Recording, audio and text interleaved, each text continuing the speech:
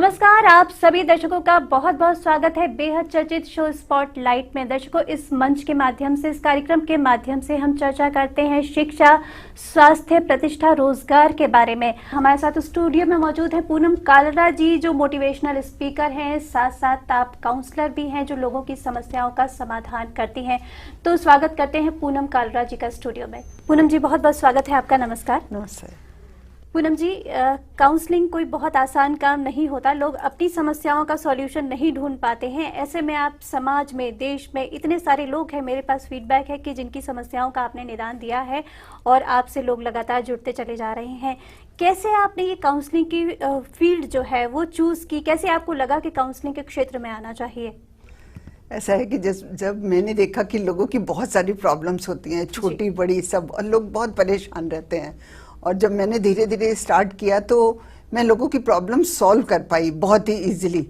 तो मेरे को लगा कि अगर मेरी काउंसलिंग से लोगों को फ़ायदा हो तो मुझे ये काम ज़रूर करना चाहिए। और मेरा इंटरेस्ट बढ़ता रहा और मेरे को नॉलेज भी होती गई और मैं लोगों की काउंसलिंग काफ़ी अच्छे से करने लग गई। मैं उनकी प्रॉब्लम सॉल्व करने लग गई। मतलब मैं इस समय कोई किसी तरह की भी प्रॉब्लम हो, मैं लोगों की सॉल्व करती हूँ। और लोग जब मेरे पास से उठते हैं तो बहुत खुश उठते हैं कि ma'am thank you so much. अगर देखा जाए तो मनोविज्ञान समझना बड़ा मुश्किल होता है, तो क्या आप मनोविज्ञान के स्टूडेंट रहे हैं कभी, या फिर सडनली आपने ये डिसाइड किया कि नहीं ऐसा हो सकता है, ऐसा करना चाहिए?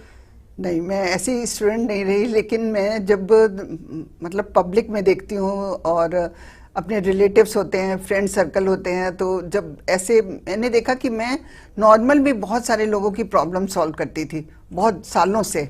तो मुझे लगा कि मैं इसको अपना मतलब ऐसे स्पेशल इसको क्यों ना कर दूं कि मैं लोगों की प्रॉब्लम सॉल्व कर पाऊं। तो मैं बहुत ही इजीली मतलब कर पाती हूँ लोगों की प्रॉब्लम। सबसे पहले मैं समझ पाती हूँ, पहले मैं उसको समझती हूँ कि इनकी क्या प्रॉब्लम है। पहले मैं सब कुछ उनसे सुनती हूँ और फिर उसके बाद मैं उनको बताती हूँ कि क्या कैसे इसको सॉल्व किया जाए। जी, तो किस तरह की समस्याएं लेकर लोग आपके पास आते हैं? क्या आपको लगता है कि समस्याएं तो बहुत तरह की होती हैं, लेकिन सबसे ज़्यादा जो क्वांटिटी होती है किस तरह की समस्याओं की होती है? आजकल मैं आपको बताती हूँ, आजकल एक प्रॉब्लम बहुत ही ज़्यादा है और लोग उससे बहुत ही परेशान रहते हैं। कि जैसे देखा है मैंने कि जैसे हस्बैंड वाइफ होते हैं और उनके बेटा बहू होते हैं, और कईयों के बेटा बहू जॉब करते हैं गुड़गांव में, नोएडा में, या उनके ग्रैंड बच्चे वहाँ पढ़ते हैं और वो लोग वहाँ पे शिफ्ट कर जाते हैं। जब वो लोग वहाँ पे शिफ्ट कर जाते हैं तो पेरेंट्स बहुत परेशान होते हैं। मतलब उनको कुछ समझ ही नहीं आता, उनके दिमाग में बस ये रहता है कि हमारे बच्चे हमसे अलग हो गए, लेकिन वो ये समझ ही नहीं पाते कि मतलब ये उनकी मजबूरी है। तो उनको समझाना बहुत मुश्किल होता है। लेकिन जब एक बात पर मैंने उनको समझाया कि देखो इसमें दो ऑप्शन है, अगर आप चाहो तो आप उनके साथ जा सकते हो, लेकिन वो अपना घर नहीं छोड़ना चाहते, वो जाना भी नहीं चाहते, और वो चाहते हैं कि बच्चे वापस उनके पास आएं, और ये पॉसिबल नहीं है। तो मैंने इस बात को उनको बहुत समझाया कि मतलब आपको यहाँ पे ये वाली बात समझनी पड़ेगी कि आपके बच्चे अच्छे हैं, सब कुछ, कोई प्रॉब्लम नहीं, लेकिन उनकी मजबूरी है। आपके पास दो ऑप्शन है, या तो आप उनके पास चले जाओ या फिर आप अच्छे से अपना खुश होके रहो, क्योंकि अगर आप खुश होके नहीं रहोगे तो आपके बच्चों को भी अच्छा नहीं लगेगा। तो लोगों को ये बात धीरे धीरे समझ आई। आगे बढ़ते हैं। पूनम जी, क्या बच्चों की भी काउंसलिंग हो सकती है? क्योंकि बड़ा व्यक्ति जो हो जाता है उसके पास तमाम उलझनें होती हैं, समाज की, घर की, तो क्या ऐसे में बच्चों की भी काउंसलिंग की आवश्यकता होती है? यस, बच्चों की काउंसलिंग की बहुत ज़रूरत होती है, और मैं आपको बताती हूँ कि बच्चों की काउंसलिंग की कहाँ कहाँ ज़रूरत होती है। कई बार होता है कि बच्चा स्कूल में पढ़ने में बहुत अच्छा है, लेकिन उसके जो मार्क्स होते हैं वो कम आने लग जाते हैं। उस समय पेरेंट्स को एकदम ध्यान देना चाहिए कि क्या प्रॉब्लम है। मतलब उस समय जरूर कोई प्रॉब्लम होती है, तभी बच्चे के मार्क्स कम आते हैं और वो अपनी क्लास में डाउन होता जाता है। तो उस समय उनको किसी काउंसलर से बात करनी चाहिए और अपने बच्चे से मिलवाना चाहिए, और बच्चे को अकेले काउंसलर के साथ मिलवाना चाहिए। ये नहीं कि वो उनकी मदर साथ बैठ रही हैं या फादर बैठ रहे हैं, क्योंकि जब कोई साथ बैठा होता है तो आपकी जिसकी भी काउंसलिंग कर रहे हैं ना, वो कभी अपने मन की पूरी बातें बोल ही नहीं पाता। तो उस समय आप बच्चे को अकेले काउंसलर के साथ बैठा दीजिए और उसकी प्रॉब्लम सॉल्व होंगी। और कई बार होता है कि दूसरी प्रॉब्लम होती है कि बच्चे कई बार बहुत चिड़चिड़े हो जाते हैं और घर में लोगों को समझ ही नहीं आता कि क्या है, तो भी कुछ ना कुछ प्रॉब्लम होती है, बच्चों के दिमाग में कुछ ना कुछ चल रहा होता है। तभी ऐसा होता है, तो उस समय भी बच्चों को काउंसलिंग की ज़रूरत होती है। तो जब ऐसा पेरेंट्स अगर इतने समझदार हो गए तो फिर तो बात ही क्या है। आगे बढ़ते हैं पूनम जी, आप सेशन के माध्यम से भी लोगों की समस्याओं का निदान करती हैं। किस तरह से आपके ये सेशन होते हैं, क्या समय होता है, किन दिनों में होता है? ये किसी भी टाइम होता है सेशन, जब होता है जैसे कुछ लोग होते हैं और मैं एक एक से अलग अलग मिलती हूँ, और उसमें सबसे ज़्यादा काउंसलर की ड्यूटी होती है कि जब दूसरा इंसान उसके साथ कोई भी अपनी प्रॉब्लम शेयर कर रहा है तो काउंसलर को वो बात कभी भी किसी को भी नहीं बतानी चाहिए, और मैं ऐसा ही करती हूँ। और जब एक एक को आप साथ बिठा के काउंसलिंग करते हो, एक जने की काउंसलिंग ज़्यादातर 45 मिनट टू 1 आवर होती है, क्योंकि फिर इससे ज़्यादा होती है तो जो इंसान होता है वो बोर होने लग जाता है। इससे ज़्यादा अगर आपको काउंसलिंग चाहिए तो फिर आपको दूसरा दिन या तीसरा दिन, जो भी मतलब नेक्स्ट डे दोबारा मिलना चाहिए। जी, कोई यादगार केस आपको याद आता है जो आपको लगे कि नहीं, ऐसा लग रहा था कि इसका सॉल्यूशन नहीं हो सकता है, आप खुद भी हार मान चुके थे किसी स्टेज पर, लेकिन आपने खुद बड़ी हिम्मत से उनको हिम्मत दी और काउंसलिंग की और उस समस्या का निदान हुआ?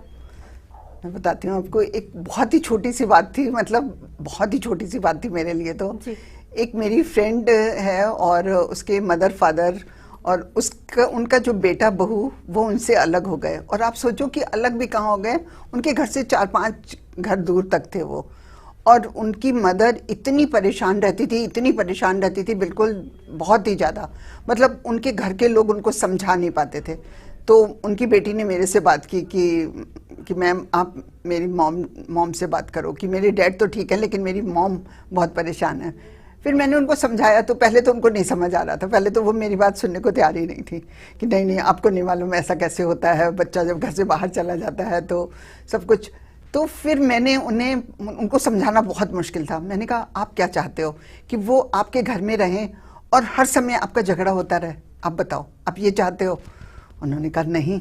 मैंने कहा अगर आप ये नहीं चाहते और वो 4 घर आपसे अलग हैं, दूर हैं, और आपका बहुत ही प्यार है आपस में, तो आपको क्या चाहिए? आपको ये चाहिए या ये चाहिए? कहते नहीं, मुझे उनके साथ प्यार वाला वो चाहिए। तो मैंने कहा प्यार वाला तो फिर तभी है ना जब आप 4 घर दूर हो, और 4 घर दूर हो, बच्चों को आप मिलते रहते हो, कोई प्रॉब्लम नहीं होती, कुछ नहीं होता। तो फिर आपको इस बात पे एग्री करना ही पड़ेगा और आपको खुश रहना पड़ेगा कि आप खुश नहीं होते, आपके बच्चे खुश नहीं होते, आपका बेटा परेशान रहता है, सब कुछ। तो उनको ये वाली बात मेरी मतलब समझ आई, लेकिन काफ़ी देर से समझ आई। पूनम जी, जब हम रोजगार पर निकलते हैं, ऑफिस में जाते हैं, तो वहाँ भी तरह तरह की समस्याएं होती हैं। क्या वहाँ की समस्याओं का भी समाधान आपके पास होता है? बिल्कुल बिल्कुल। वहाँ पे लोग ज़्यादातर क्या होता है कि जब जॉब करते हैं लोग अपने बॉस से कभी खुश नहीं होते। तो मैंने ये भी देखा है कि वो कहते हैं हमारा बॉस ऐसा है, ये है, हम बिल्कुल सेटिस्फाइड नहीं है, मेरा मन करता है मैं जॉब छोड़ दूँ, ये सब कुछ। तो मैं उनको बताती हूँ कि देखो आप यहाँ पर खुश नहीं हो, आपको क्या मालूम कि आप यहाँ से जाओगे तो दूसरी जगह। मैंने कहा बॉस से तो आप कभी भी खुश नहीं होगे। 99.9% लोग अपने बॉस से खुश नहीं होते। तो दर्शकों, आज हमने यहाँ पर बहुत सारी बातें अपने दर्शकों को बताई और जानी भी है कि किस तरह से काउंसलिंग के माध्यम से समस्याओं का समाधान हो सकता है। तो पूनम जी, आपसे कहूँगी कि आप स्टूडियो में आई, इतनी अमूल्य जानकारी दी, उसके लिए आपका बहुत बहुत धन्यवाद। नमस्कार।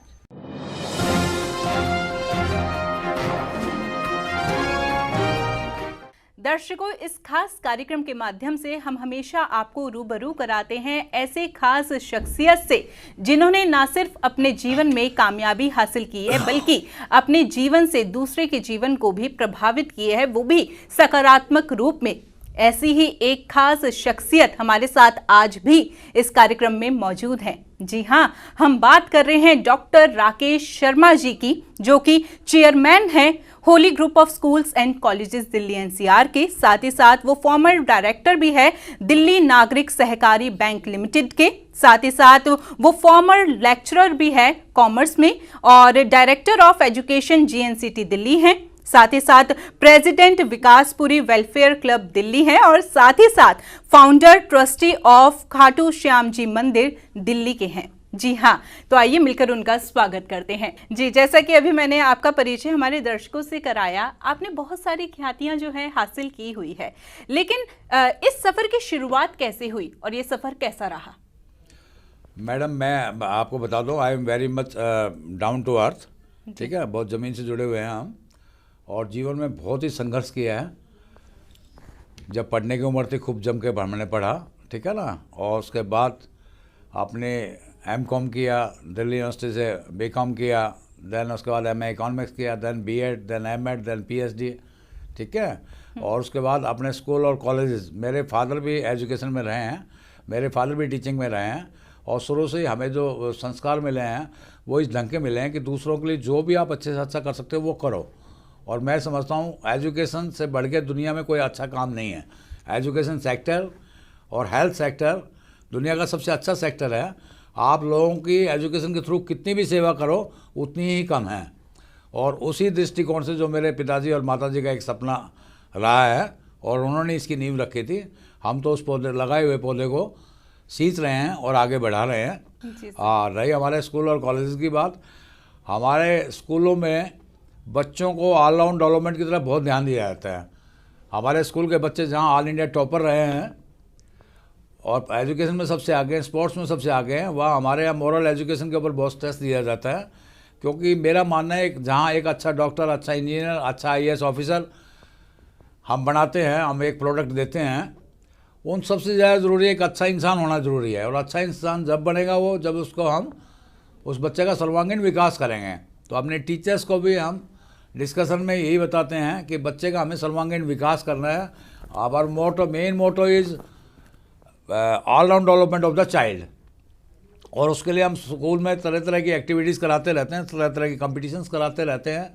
और जितने भी आपके होते हैं, चाहे रिपब्लिक डे हो, चाहे आपका इंडिपेंडेंस डे हो, जितने भी आपके हैं, ठीक है ना, चाहे होली है, दिवाली है, बच्चों को मतलब एक बिल्कुल ऐसे ढंग से मतलब अपनी जितनी भी सभ्यता है, हमारी संस्कृति है हिंदुस्तान की, उससे अवगत कराया जाता है बच्चों को।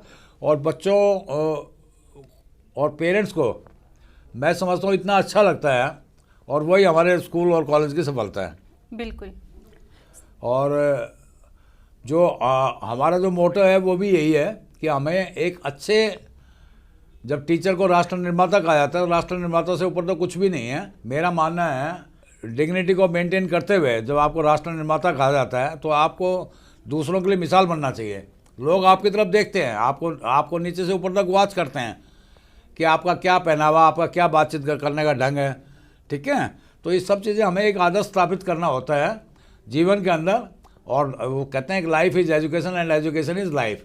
जीवन ही शिक्षा और शिक्षा ही जीवन है। बिल्कुल। हाँ, जीवन से ही हमें शिक्षा देनी होती है, और शिक्षा से ही हम ये सीखते हैं कि जीवन को अच्छे ढंग से किस तरह से जीना है। जीती तो सारी दुनिया है और सबके पास 24 घंटे होते हैं, लेकिन हमें उसको यूटिलाइज कैसे करना वो आपको देखना है। बिल्कुल। और जीवन का मेन सार यही है कि जितना अच्छे से अच्छा लोगों के लिए आप कर सकते हो, चाहे वो आप थ्रू एजुकेशन करो या किसी और फील्ड में भी आप हैं, चाहे उसके थ्रू करें, लेकिन जो अच्छे से अच्छा आप कर सकते हो देश के लिए, अपने समाज के लिए, बच्चों के लिए, वो हमें करना चाहिए। तभी एक अच्छे राष्ट्र का जो है निर्माण होगा। और पढ़ाई जीवन में बहुत ज़रूरी है, हर बच्चा शिक्षित हो। हमारी ये कोशिश है कि हिंदुस्तान का एक भी बच्चा ऐसा ना हो जो स्कूल ना जाए, 100% बच्चे स्कूल जाएं। और हमारी यही कामना है कि सब बच्चे शिक्षित हों, और जब शिक्षित समाज होगा तो निश्चित तौर पे उस देश की डेवलपमेंट बाकी हिंदुस्तान में, बाकी संसार में जितने भी कंट्रीज हैं वो सबसे नंबर 1 पर होगी। हिंदुस्तान नंबर 1 जब ही बनेगा जब यहाँ अच्छी शिक्षा हम लोगों को देंगे और अच्छी स्वास्थ्य चिकित्सा सुविधाएं देंगे। सिर्फ बातें करने से नहीं होता है कि हम बड़े बड़े भाषण करते रहें, ठीक है ना, वो तो ग्राउंड पे हमें काम करना होगा। हर बच्चे को अच्छी शिक्षा देनी चाहिए। अच्छी शिक्षा देंगे तभी तो बच्चा समझेगा इस बात को। बिल्कुल। हमारे हिंदुस्तान के जो भी संस्कृति हैं उससे बच्चे को अवगत कराना है। बिल्कुल। कि बड़ों की बेटा रेस्पेक्ट करनी चाहिए, टीचर्स की रेस्पेक्ट करनी चाहिए, अपने ग्रैंड पेरेंट्स की रेस्पेक्ट करनी चाहिए। बिल्कुल। और जहाँ हम अपने school, Holi group of schools हैं, हमारे कॉलेजेस हैं, वहाँ हम तो नर्सरी के बच्चे से लेकर के हैं और ग्रेजुएट और पोस्ट ग्रेजुएशन तक के बच्चों से डेली बच्चों से, पेरेंट्स से इंटरेक्ट होते रहते हैं। सारे प्रोफेसर, लेक्चरर्स, हमारा तो सर्कल ही यही है। लेकिन सर, मेरा एक आपसे यहाँ पर सवाल रहेगा कि आज के समय में हम अपनी शिक्षा में कैसे और विकास कर सकते हैं, क्योंकि शिक्षा के क्षेत्र में जो अभी हमारी एजुकेशन जो चल रही है वो इस तरीके की नहीं है कि कुछ नया हम कर पाए। मतलब शिक्षा में क्या कुछ बेहतर बदलाव किए जा सकते हैं जिससे हम अपने जीवन में तरक्की प्राप्त कर सकें? शिक्षा में बेहतर बदलाव वही होगा कि हमें जो पढ़ाई है उसको सिर्फ ये ना कि बच्चे डिग्री लेकर के घूमते रहें, ठीक है, और उनको जीवन जीने की कला भी आनी चाहिए और उनको पढ़ाई इस ढंग से हमें करानी चाहिए कि वो जीवन में कामयाब रहें। वो कामयाब तभी रहेंगे, आर्थिक रूप से भी मजबूत होना चाहिए बच्चा, सामाजिक रूप से भी मजबूत होना चाहिए। सामाजिक रूप से वो मजबूत जब ही होगा जब हम उसको सारी की सारी चीज़ें जो हैं वो सिखाएंगे, उसको एक तहजीब सिखाएंगे कि बेटा कैसे आपने अच्छे ढंग से जीवन को जीना है, अपने से बड़ों की कैसे रिस्पेक्ट करना है, अपने छोटों को कैसे प्यार देना है। और ये सिर्फ स्कूल की कॉलेज की रिस्पॉन्सिबिलिटी नहीं है, घर में पेरेंट्स हैं, मैं उनसे भी निवेदन करूँगा आपके माध्यम से कि वो भी बच्चों के अंदर एक अच्छे संस्कार पैदा करें। जहाँ बच्चा एक अच्छा डॉक्टर, इंजीनियर, अच्छा IAS हम उम्मीद करते हैं कि हमारा बेटा या बेटी बने, वहाँ उन सबसे पहले हमारा बेटा या बेटी एक अच्छा इस देश का नागरिक बने, वो सबसे ज़्यादा ज़रूरी है। और रही उसकी बात कि आपको जॉब ओरिएंटेड, आपको कुछ ना कुछ ऐसी चीज़ें ढूंढनी पड़ेंगी जो बच्चों को जैसे स्कूल या कॉलेज से वो निकलते हैं और निकलते ही उनको जॉब मिल जाए जी, ताकि वो इस देश के जो है डेवलपमेंट के अंदर भी पार्टिसिपेट कर पाएगा और हमारा देश जो है ना जब भी महान बनेगा। बिल्कुल, ठीक है ना। कुछ बच्चे जो है वो शिक्षा से डर जाते हैं, एजुकेशन से डरते हैं, पढ़ाई में कभी कभार मन भी नहीं लगता उनका। ऐसे बच्चों के लिए आप क्या कहना चाहेंगे? मैं समझता हूँ कि पढ़ाई से बिल्कुल डरने की ज़रूरत नहीं है। बच्चों को एक बार नहीं, अपने डाउट्स क्लियर करने के लिए चाहे 10 बार अगर पूछे हैं तो हमारे जो जितने भी लेक्चर्स हैं या टीचर्स हैं उन सबको हमारी यही होता है कि बच्चे को आप जब तक सेटिस्फाई नहीं करें तब तक आगे नहीं चलें। जी, बच्चे को हर कीमत पर हमें संतुष्ट करना है, क्योंकि ये तो आप मान के चलो कि बच्चा तो एक कोरी स्लेट है, आपको उसके अंदर संस्कार डालने हैं, आपको उसको सब कुछ सिखाना है। तो वो जब भी सीख पाएगा जब आप पूरी ताकत लगाएंगे। और कोई भी देश वो आगे जब ही बढ़ेगा जब पढ़ाई होगी, तभी तो देश आगे बढ़ेगा ना। बिल्कुल। हाँ सर, एक सवाल मेरा ये है कि आज के समय में तमाम इंस्टीट्यूट है, कॉलेजेस हैं, स्कूल्स हैं, तो अगर हम होली ग्रुप ऑफ स्कूल और कॉलेजेस की बात करें तो ये किस तरीके से जो है अन्य स्कूलों और कॉलेजेस से अलग हैं? मैं बताता हूँ आपको कि हम जो है हमारे स्कूलों और कॉलेजों के अंदर हर वर्ग का बच्चा जो है पढ़ता है। कोई ऐसा नहीं कि खाली एलिट क्लास का बच्चा पढ़ता है, और ये भी नहीं है कि हमारे यहाँ कोई 1 लाख 2 लाख डोनेशन देने के बाद एडमिशन मिलता है। ठीक है, हमारे यहाँ मेरिट के ऊपर हम एडमिशन्स करते हैं। और कोई गरीब बच्चा है, डाउन टू अर्थ है, चाहे वो बहुत अमीर बच्चा है, और सबका हमारा क्राइटेरिया एक यही होता है। पैमाना हमारा जो है देखने का यही है कि बच्चा जो है कहाँ स्टैंड कर रहा है और बच्चे का बिहेवियर कैसा है। जैसे कि आपने बात की डोनेशन के थ्रू जो है एडमिशन्स होते हैं, इससे कई बार ऐसे भी होता है कि जो लायक जो उस चीज़ के लायक हैं उन बच्चों को एडमिशन नहीं मिल पाता, बल्कि उन बच्चों को एडमिशन्स मिल जाता है जो शायद इस चीज़ के अभी लायक भी नहीं है। बिल्कुल ठीक बात है, बिल्कुल मैं आपकी बात से पूरी तरह सहमत हूँ। और इसके अंदर ही अपनी एक बात जोड़ रहा हूँ कि जब तो जो टॉप प्रतिभाएं हैं वो हिंदुस्तान से बाहर निकल के US में पहुँच रही हैं ना, बिल्कुल लंदन में पहुँच रही हैं, वो उसका कारण एक यही है कि हिंदुस्तान के अंदर हर एक को जो है पूरा मौका नहीं दिया जाता। और इस चीज़ की कोई वो नहीं है कि ये बच्चा जो है किस उससे आया है। जो सिफारशें हैं, जो जीरो हैं, वो तो बहुत आसमान पे पहुँचे हुए हैं। और जो वाकई बहुत ज़्यादा टैलेंटेड हैं, चाहे वो स्पोर्ट्स में हो, चाहे एजुकेशन में हो, चाहे मेडिकल फील्ड में हो, उनको मैं समझता हूँ कि जो है पहचानने की कमी है, उनको पहचानना चाहिए, उनकी क्षमताओं का हमें आकलन करना चाहिए बहुत अच्छे ढंग से। जब ये देश हमारा जो है विश्व गुरु बनेगा। बहुत अच्छा लगा सर आपके साथ। सो नाइस हॉबी मैडम, हमें आपसे भी ज़्यादा अच्छा लगा। Very good, thank you so much sir.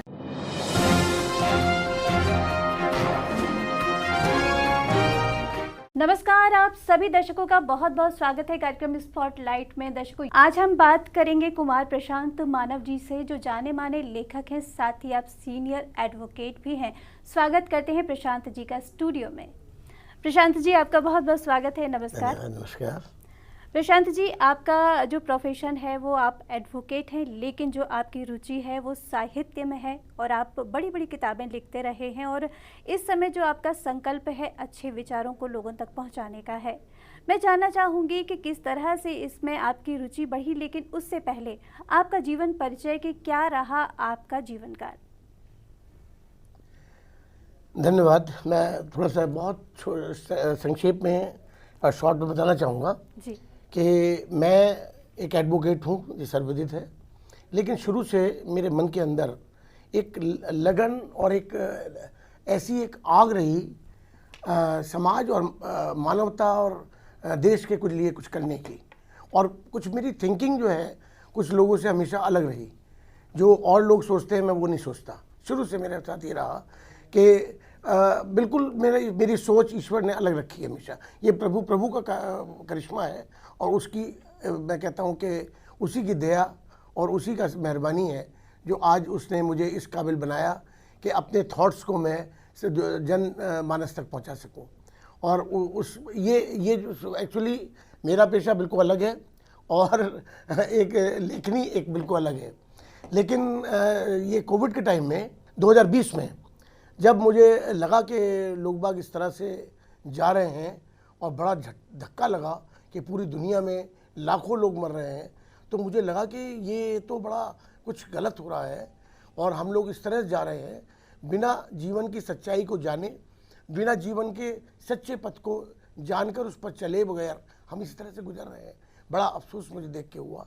तब मेरे मन में ईश्वर ने मेरे दिमाग में, मन में, हृदय में ये विचार प्रकट किए कि जो विचार मैं तुम्हें अब देता हूँ, एक चमत्कार कहना चाहिए कि एक प्रकाश हुआ और उन्होंने मुझे कहा कि अब मैं तुम्हें एक विचारों से ओतप्रोत करूँगा और ये विचार जनमानस तक पहुँचाओ।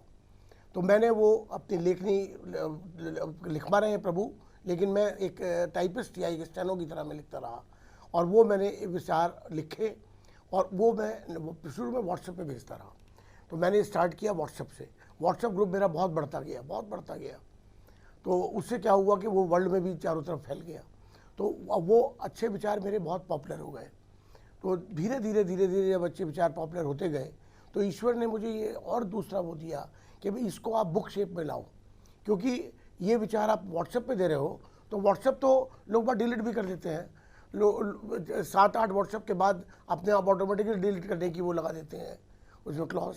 तो WhatsApp is not a thing कि भाई आपके विचार ये जो आप दे रहे हैं वो हमेशा के लिए लोगों के काम आ सकें।